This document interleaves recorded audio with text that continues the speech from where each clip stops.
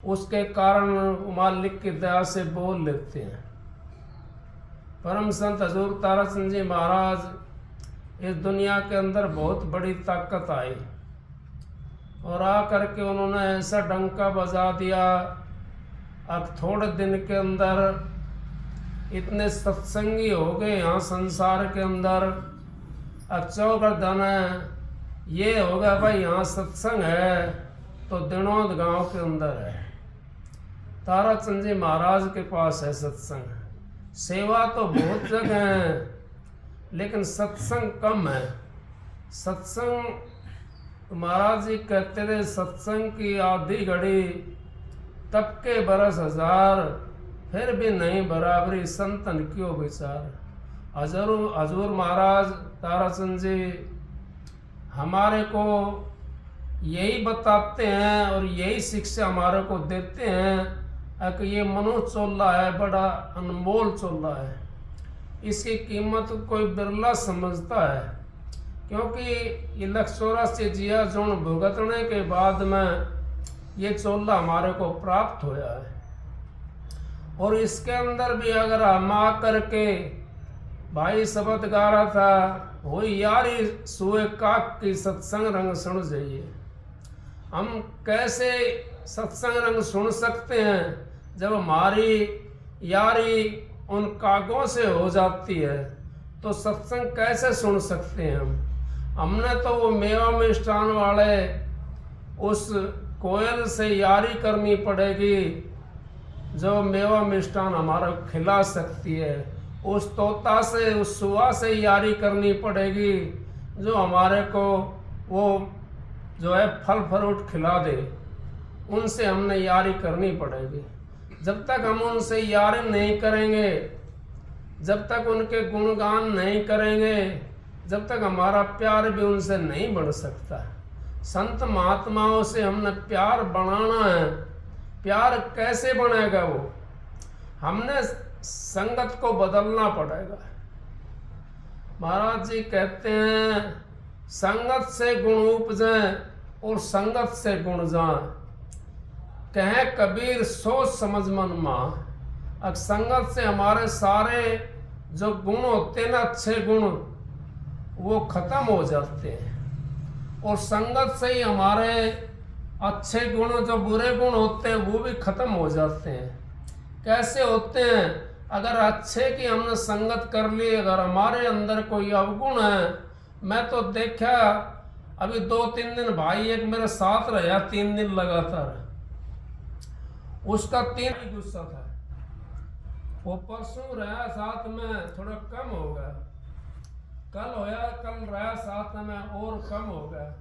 कल अपना आप ही जो साथ में बैठने वाला थे वो कहने लगे अगर भाई क्या बात हुई, आपका तो परसों परवा दिन बहुत ज्यादा गुस्सा था। तो मतलब भाई संगत का असर तो पड़ता है, तो संगत का असर तो जरूर पड़ता ही है, कद बात है। और संगत का हमारे को ख्याल रखना चाहिए, हम कैसी संगत करते हैं। हमने जाति पाति का भेद नहीं रखना चाहिए, हमने संगत का भेद रखना चाहिए। जो जाति पाति का भेद वो भजन नहीं कर सकता, हमने तो उसके गुणों का भेद रखना चाहिए। उसके गुण कैसे हैं जीव के अंदर, उसके अंदर क्या चीज बोल रही है, उसके अंदर कैसे विचार है। उन विचारों से अगर हमने अपने मन को पवित्र कर लिया, अच्छे विचार वालों से हम मिलके, तो हमारा मन पवित्र हो जाएगा। मन पवित्र हो जाएगा तो हमारे को उन देवी देवताओं की पूजा जो करते हैं हम, वो हमारे को अपना आप वो सुपन के अंदर या अपने वैसे भक्ति के अंदर हमारे को वो दर्शन देने लग जाते हैं। क्यों देने लग जाते हैं? कि हमारा मन पवित्र होगा। और मन जब हमारा पवित्र हो जाता है तो उनके दर्शन शुरू हो जाते हैं हमारे को। क्योंकि मन ही तो सारी चीज है। मन के मते ना चालिए, मन है पक्का दूध, ले डूबे दर्याव में प्राण जाएंगे छूट। ये तो दर्याव के अंदर भी ले जाकर डुबा देता है। ये मन कभी खाली नहीं रहता। वो यार सुए काक की सत्संग रंग सुन जाइए। सुए की सलौं चोंच मेवा की थी पहचान, नारियल को गया खान। चोंच जब टूट गई फिर लगा पछताना। सुआ सैल छोड़ के बाग की और फिर पीछे पछताई है। काक की और उसकी सुआ की यारी होगी तो सुआ जब उसके बाग में रहता था, उसके अपने बाग के अंदर, तो काग वहां पे आता था तो मेवा मिष्ठान खा लेता था। एक दिन काग कहने लगा, अगर भाई मैंने तेरा मेवा मिष्ठान खाया है, ऐसा कर मेरा भी मेवा मिष्ठान खा करके देख। अब उसका पास में कहाँ के मेवा मिष्ठान थे, उसने तब वही जा करके अपने नारियल के पेड़ के ऊपर बैठा और वहां से उसकी चोंच तो दूसरे किस्म की थी ना। अब वो कहने लगा, भाई चल, अब कितने दिन नाटेगा वो, जब 10 दिन कोई आदमी हमारे पास बैठा है तो हमारा मन एकदम कोमल हो जाता है और हम फिर उसकी बात मानने शुरू कर देते हैं। जब कोमल मन हमारा होगा तो हम ये सोचेंगे, भाई ये तो बहुत बढ़िया है, ये तो भाई 10 दिन हो गए इसको मेरे पास में, चल ये कह रहा है तो चल के इसके पास में देखूं कैसा इसका विचार है, क्या है। तो वो सुआ था, उसकी गैल में चल पड़ा, काक की गैल में। काक की गैल में चला तो पहुंच गया उस नारियल के बाग में, लेके चला गया काग। अब नारियल के अंदर तो ऊपर लपूसड़े होते हैं, क्योंकि वो तो बड़ी दूसरी तरह का होता है, और उसके तो जो खोखला होता है वो भी बड़ा टाइट होता है। अब उसने तो मेवा मिष्ठान खाने की आदत थी सुआ ने, और काग तो अपने उसने पता था, वो तो अपने उसके 3 आँख सी होती नारियल के अंदर, उसमें से अपनी चोंच दे करके वो पानी भी लेता था और उसको निकाल भी लेता था। अब उसने कई काग ने, अगर भाई देख ये है मेरी मेवा मिष्ठान, इसको खा कर देख। तो काग ने चोंच मारी तो काग ने तो अपना निकाल ली। अब सुए ने जब चोंच मारी तो उसकी तो मुड़ी हुई चोंच थी ना, अब उसने मारी तो चोंच, पहले तो उसके अंदर इतनी हड्डी की तरह होता है, वो नारियल का खोखला लकड़ी की तरह होता है, काट की तरह। फिर दूसरा उसके अंदर लपूसड़े, अब तीसरा वो बहुत अंदर है, वो पहुंच नहीं पाया वहां तक। अब उसने जैसे चोंच मारी, अब वो चोंच अड़ज गई उसकी, खींचने लगा तो टूट गई। तो हमारी चोंच भी उसी तरह टूट जाती है। अगर हम गलत संगत करते हैं तो अच्छा आदमी कोई हमारे को नहीं बैठाएगा, वो गंदी नजरों से देखेगा अच्छा आदमी। अगर हम अच्छी संगत करते हैं तो बुरा आदमी भी उसकी कोड़ी भरने की कोशिश करेगा, यूं कहेगा, अगर भाई आजा तू बैठ जाए, क्योंकि वो भी यूं सोचेगा मेरा भी ख्याल पवित्र हो जाए। मैंने मिसाल सुनी थी महाराजों से। महाराज जी कहते हैं, एक पिंडा जी चले गए गंगा स्नान करने के लिए, दूसरा पिंडा जी वहां पर रहता था। तो पिंडा जी जब स्नान करके आए गंगा जी से, कहने लगे, भाई आज तो आप दिखाई नहीं दिए, सुबह से आप कहाँ गए थे? यूं बोला, भाई मैं तो गंगा स्नान करने के लिए गया था। यूं बोला, ओहो तोर स्नान तो मोर स्नान। उसने उसकी फट आपस में मिले और गला मिल करके कहने लगा, तेरा स्नान होगा तो मेरा भी स्नान होगा। क्योंकि हम इस तरीके से हो जाते हैं, जब हम संगत अगर गलत करेंगे तो हमारा विचार पवित्र नहीं रहता, हमारे विचार खंडन हो जाते हैं। और जब विचार हमारे खंडन हो गए तो हम उन देवी देवताओं के विचारों से या गुरु पीर के विचारों से हम कैसे मिलाएंगे? नहीं मिल सकते ना। उनके तो विचार पवित्र होते हैं, उनकी रेडिएशन तो पवित्र होती है, हमारी रेडिएशन तो गंदी होगी। अब गंदी होगी तो हमारे सपना में नहीं दिखाई देगा, सपना भी हमारे को गंदे ही दिखाई देंगे। तो इस करके जीव यहाँ पे मार खा जाता है और यहाँ खाली रह जाता है। हुई यारी सुए काक की सत्संग रंग सुन जाइए।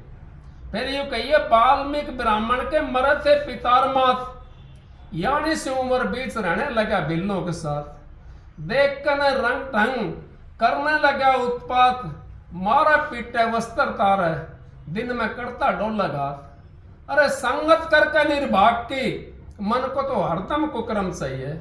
हो यारी सुए काक की सत्संग रंग सुन जाइए। मन को तो हरदम कुकर्म चाहिए। अगर हम संगत किसी निर्वाक की करते हैं तो हमारा मन कैसे पवित्र रहेगा? हम कैसे उस परमात्मा से मिलेंगे? उस परमात्मा से हमने मिलना है तो अपनी वृत्ति को हमने पवित्र चीज से मिलाना पड़ेगा। पवित्र चीज से जब हमारी वृत्ति मिल गई तो हमारा परमात्मा दूर नहीं है। इस देह के अंदर तो वो जीवात्मा बैठी हुई है और इसी देह के अंदर वो परमात्मा बैठा हुआ है। लेकिन हमारा जब पवित्र ख्याल हो जाएगा, हमारा जो है अंतकरण शुद्ध हो जाएगा, तो हम उस परमात्मा से मिल जाएंगे। जब तक हमारा पवित्र ख्याल नहीं होगा, उसको हमने जब तक साफ नहीं करा कपड़े को, तो उसके अंदर कैसे सफेदी दिखाई देगी? सफेदी तो तभी दिखाई देगी अगर जब हम उसको कपड़े को साफ कर लेंगे। हमारे इस जीवात्मा के ऊपर कितने युगों से मल आवरण अक्षेप चढ़े हुए हैं, मल आवरण के, और वो हमारे को उस परमात्मा से मिलने नहीं देते। महाराज जी कहते हैं, राम नाम के ले थी होत पाप का नाश, जो चिंगारी आग की पड़े पुरानी घास। अब कैसे कटेगा वो हमारा, वो जो युगों युगों से हमारे ऊपर चढ़े हुए हैं, वो हमारे ऊपर कैसे चढ़ गए? अब हमने पता नहीं, गुरु तो हमने मिला नहीं, संगत हमने संत महात्माओं की नहीं, तो फिर हमारे ऊपर तो अक्षेप ही चढ़े कि हमारे कोई बताने वाला नहीं मिला।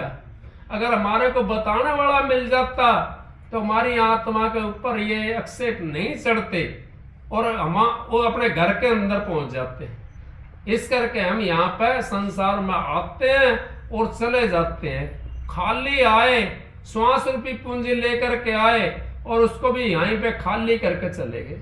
श्वास रूपी पूंजी जब तक हम उसको अपने सुमरन भजन में नहीं लगाएंगे, महाराज जी कहते हैं 21,626 सांस आते हैं रात और दिन में। 21,626 सांस हमारे 24 घंटे के अंदर निकलते हैं। अब उस श्वास की देवता कितने हो गए? देवता तो बहुत बताए, हमारे संत महात्माओं ने तो इतने देवता बता दिए। 33 करोड़ तो देवता पृथ्वी के बताए हैं और 33 करोड़ देवता आसमान के बताए हैं। 66 करोड़ देवता हो गए। हमारा सांस तो कम रह गए, 21,626 सांस। फिर हम उन देवताओं को एक सांस भी नहीं दे सकते। तो इस करके कहिए संत महात्माओं ने, जब हम एक चीज को साध लेते हैं, कबीर साहब ने कहिए, एक साधे सब सदियां और सब साधे सब जाएं। अगर हम सभी कोड़ी भरते हैं तो नहीं साध सकते। हमने तो उनमें श्रेष्ठ को साधना पड़ेगा, जो भी श्रेष्ठ है। फिर कहिए कबीर साहब ने, अगर शब्द बिना सुरत आंध्री, कहो कहाँ को जाए, द्वार ना पावे शब्द का, फिर भटका खाए। अगर भाई शब्द का बिना हमारे जो जीवात्मा ये आंधी है, अब ये कहाँ जाएगी? क्योंकि हमने शब्द से ज्ञान ही नहीं लिया। शब्द धरती शब्द आकाशा, शब्द शब्द भयो प्रकाशा, सारी सृष्टि शब्द विराजै, नानक शब्द शब्द घटाच है। अब जितना पसारा सारा शब्द का पसारा है। फिर हम बताओ कहाँ जाएंगे? तो हमने तो उस शब्द की पूजा करनी है, हमने तो उस शब्द में मिलना है, उस शब्द को देखना, वो शब्द कहाँ पर है, उस शब्द से मेल कर, तो हमारा जीवन सुधर जाएगा। जब तक हम उस शब्द से मेल नहीं करेंगे तो हम संसार के अंदर आते और जाते रहेंगे। देवी देवताओं की हम पूजा करते हैं, इनसे हमारे को स्वर्ग और वैकुंठ मिल जाते हैं। ये कृष्ण जी की मिसाल मैं नहीं कह रहा हूँ। कैसे मीरा कहने लगी कृष्ण जी से, महाराज मेरे को मुक्ति की चाहना है। कृष्ण जी कहने लगे, मीरा मुक्ति मेरे पास नहीं। मुक्ति अगर आपने चाहिए तो शब्द स्वरूपी राम के पास में आपने जाना पड़ेगा, उस संत के पास में आपने जाना पड़ेगा। मुक्ति चाहिए तो मुक्ति हमारे पास नहीं है। हम तो स्वर्ग दे सकते हैं, वैकुंठ दे सकते हैं, आपको पितर लोग दे सकते हैं, धन माया माल खजाना सब कुछ दे सकते हैं, लेकिन मुक्ति हमारे पास नहीं है। मीरा कहने लगी मैं तो धन की जरूरत नहीं है, मेरे को तो मुक्ति की चाहना है, मैं तो मुक्ति प्राप्त करना चाहती हूँ। तो रैदास के पास में फिर मीरा उसने कृष्ण जी ने इशारा दिया, आज का जो गुरु है वो रैदास है, रविदास से आप जा करके नाम की बख्शीश करो, शब्द का भेद लो और अपने घर चले जाओ।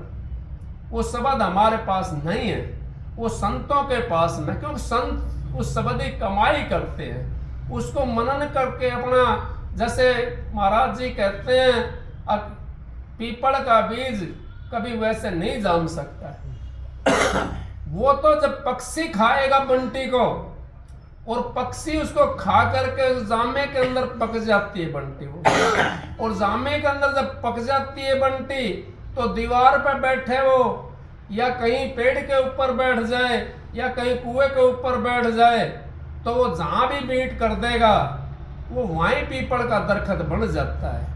तो संतों के पास में तो वो बंटी है, वो नाम पकाया हुआ होता है। राम नाम के लेती होत पाप का नाश, जो चिंगारी आग की पड़े पुरानी घास। अगर राम का नाम लेने से उस पाप का नाश हो जाता, सुहा हो जाता है। जब तक हम उस सिला साबुन के ऊपर नहीं जाएंगे जब तक हमारा वो कट नहीं सकता, क्योंकि हमने उस सिला के ऊपर साबुन लगाना पड़ेगा ले जा करके। अब हाथ में साबुन लगाएंगे तो कभी तो साबुन छूटेगी, कभी कपड़ा छूट जाएगा।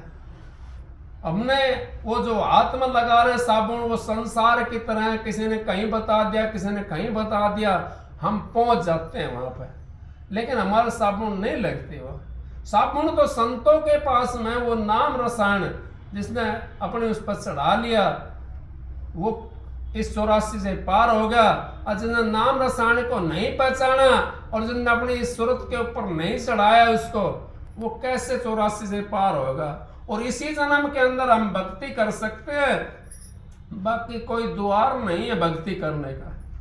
मनोज चोला सबसे उत्तम महाराज जी बताते हैं। अब मनोज चोला इतना उत्तम चोला है, अब इसकी कीमत को कोई बिरला जानता है, सब नहीं जानते इसकी कीमत को। क्यों नहीं जानते? अगर जो दुखी होता ना जीव, जिसको दुख हो जाता है, वो बता सकता है इसकी कीमत क्या है। अब जब हमारे इतने सुंदर शरीर है, हमारे कोई दुख नहीं है, इतना हमें बहुत अच्छा लगता है कि हम तो सदा ऐसे ही रहेंगे। ये नहीं सोचा कभी भी अगर हमारे लिए वो मौत तैयार खड़ी है, पता न कब आ जाए, कब लेके चलती बने। नहीं, जितना सुंदर हो, जितना इसके शरीर के अंदर जान हो, जितना इससे भजन करा जाए, इसके अंदर ही जवानी के अंदर इंसान कर सकता है। बुढ़ापे के अंदर क्या करेगा बेचारा वो?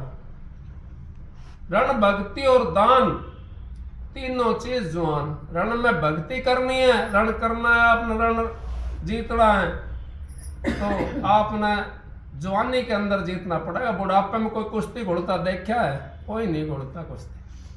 जवानी के अंदर सारे काम करने पड़ेंगे।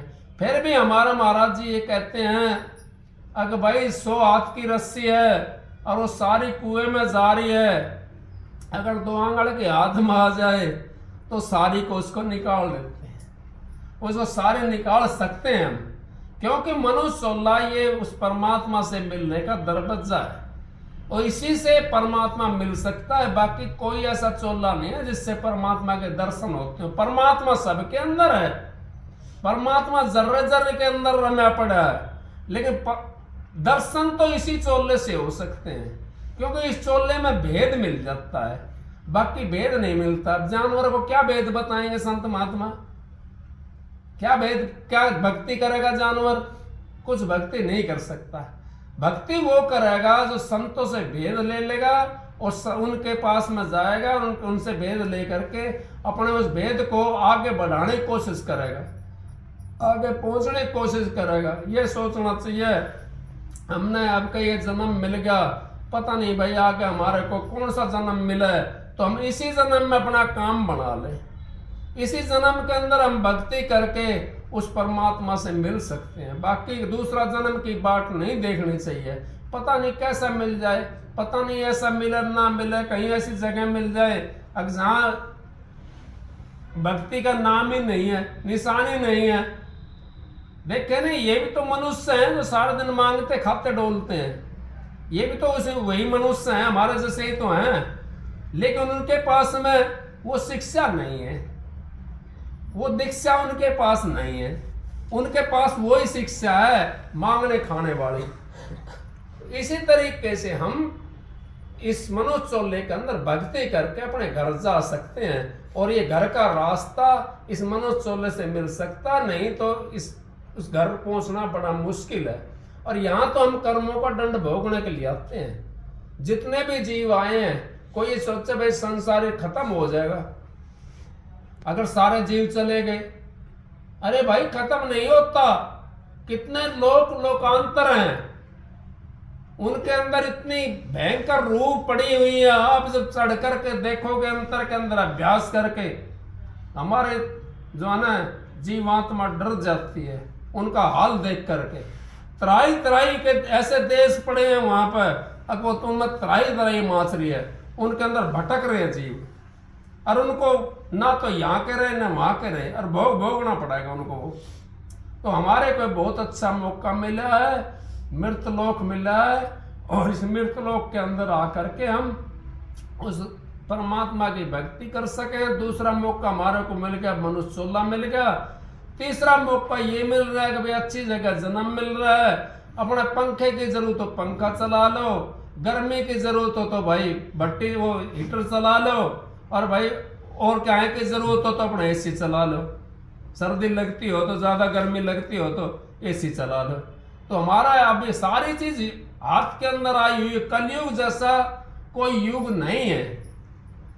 कलयुग केवल नाम आधारा, सुमर सुबर नरतरे हो पारा।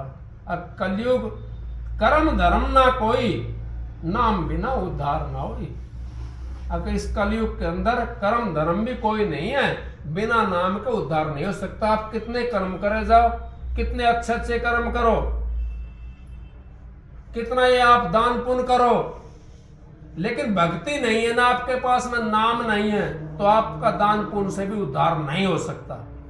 सही आप कितना भी दान पुण्य कर लो, राजा बाबू सेठ साहूकार आप बन जाते हो, किससे बनते हो? कहिए चरणदास ने, महाराज ने, राज सालग्राम महाराज ने तप किया, बड़ा जुल्म किया, घट अंधेरा नहीं सूझत है, घट में सत सालग्राम तो चेतन हो जड़ पूजता है। तू चेतन होकर के जड़ को पूजता डोलता है, जिससे कोई फायदा नहीं है। हमारे को फायदा एक होता है। मैं ये नहीं कहता पीपल मत ना पूजो, पीपल को खूब पूजो, पर पीपल के गुण को जानते हो तो पूजो। अब हमने उसकी विधि का नहीं पता, हमने बाजा बजाते हैं उसकी विधि का नहीं पता, तो कौन सा सुर लिखड़ेगा उसके अंदर? कोई सा सुर नहीं लिखड़ेगा। पीपल के अंदर जब हम पानी डालते हैं, उसके अंदर एक ऐसी गैस निकलती है जो हमारे शरीर को पवित्र करती है। लेकिन वो कैसे डालनी है उसकी विधि आपने पूछनी पड़ेगी कहीं जाकर के। वो गैस कहाँ से मिलती है?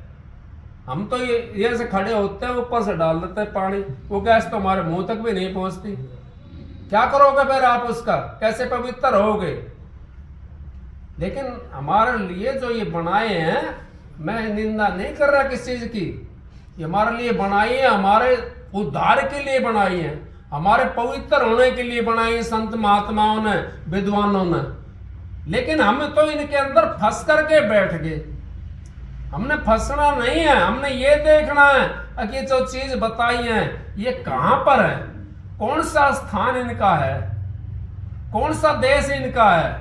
उस देश के अंदर जाएंगे तो हम कुछ ना कुछ प्राप्त कर लेंगे। अब उस देश के अंदर नहीं पहुंचे तो क्या प्राप्त करेंगे? कुछ नहीं कर सकते। उस देश में हमने जाना पड़ेगा अगर इनकी प्राप्ति करनी है तो। लेकिन मुक्ति द्वार दूसरा है। मुक्ति तो शब्द से होती है, शब्द के बिना मुक्ति नहीं है।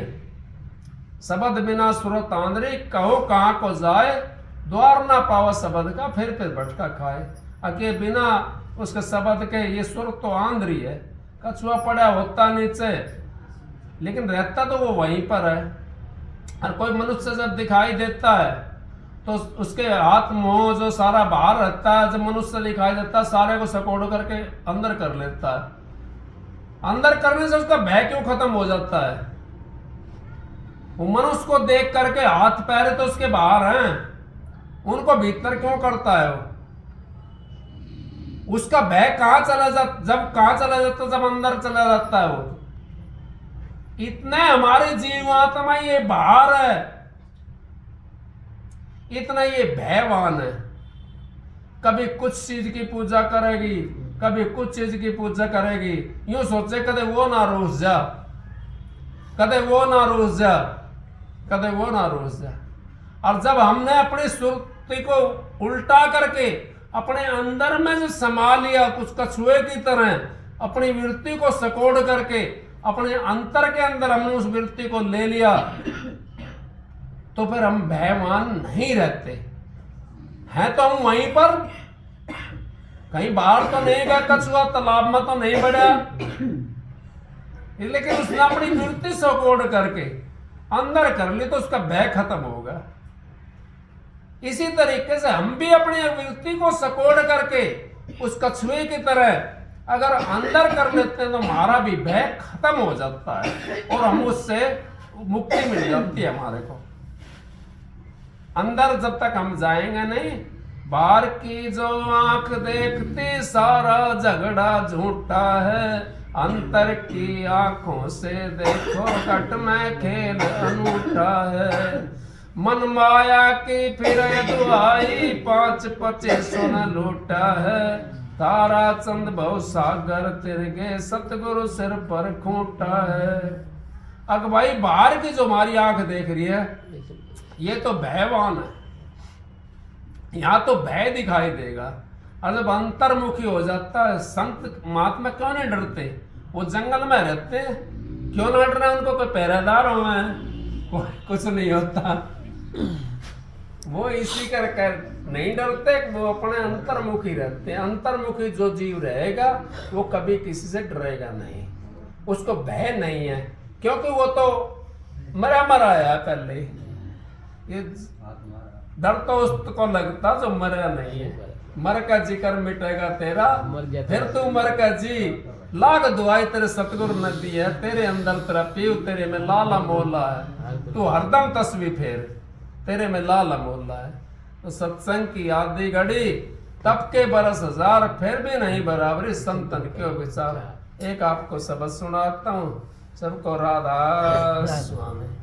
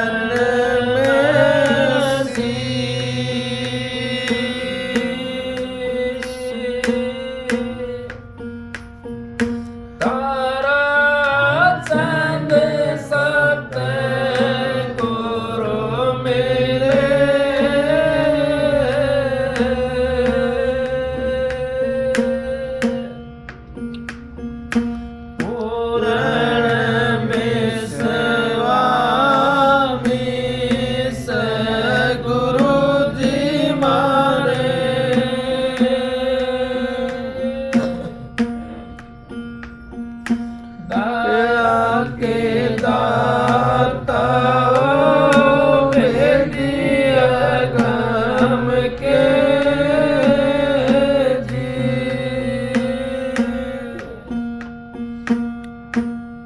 राधा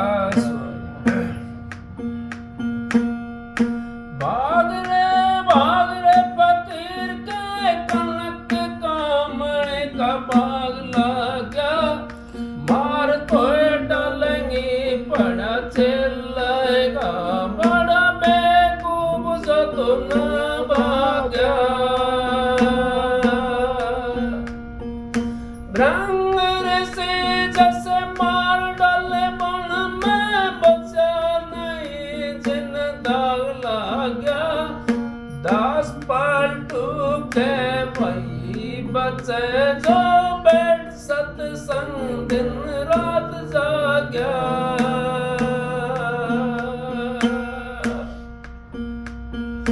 रात परवा तू एक निज नाम के खलक मैदान में बांध टाटी मेर उमराव दिन चार के पाना छोड़ घर में दौलत आती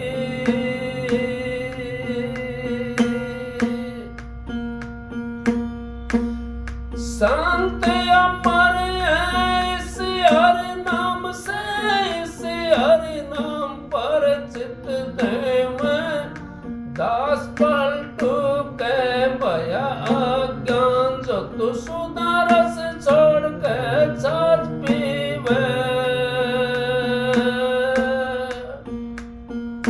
पकड़ ले शब्द को जिन्हें तोए पैदा किया और चीज होएंगे रे काक माटी दास पलटू के देख संसार गति बिन निज नाम कोई नहीं साथी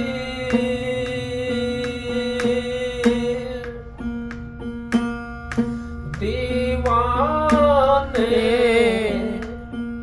क्या गावे गारी दूर दीवाने क्या गावे गारी दूर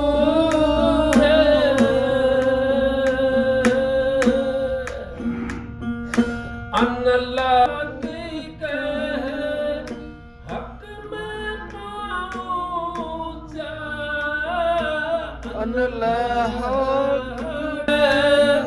हक में पहुंचा सोड़ी चढ़े मन सूर दीवाने क्या गावे गर दूर दीवाने क्या गावे गर दूर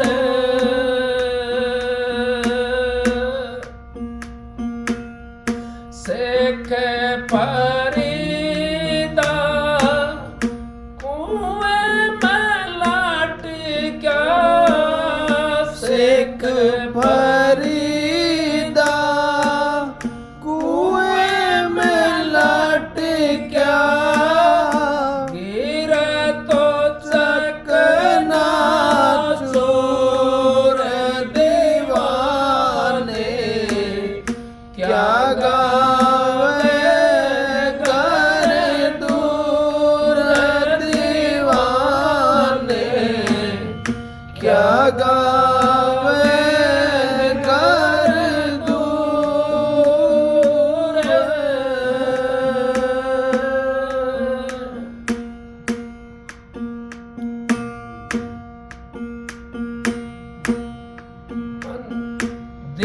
दीवाने के बुखार ने तजबद साई बल के बुखार ने तजबद साई रोती जोड़ी हो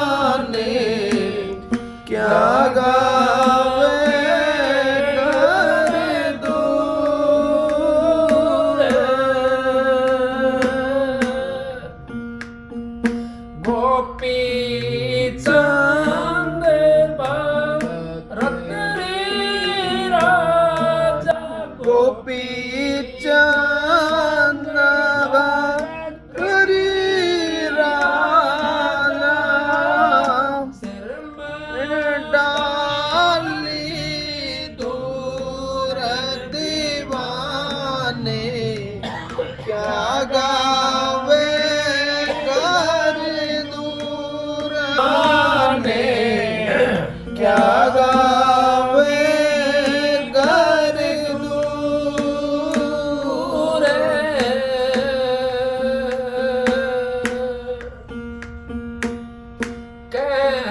कबीर सुनो भाई साई का ईसा फेदिया ईसा भेदिया चलना है बड़ी दूर दीवाने क्या गावे कर दूर दीवाने क्या गावे कर दूर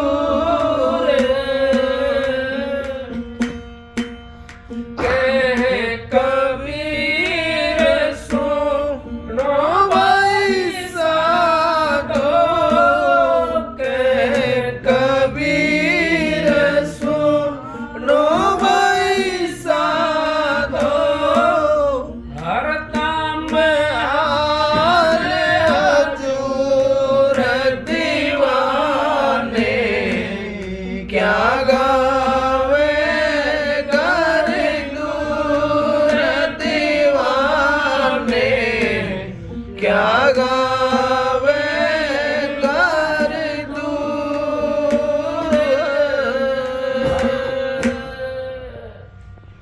राधा स्वामी लिखता राधा स्वामी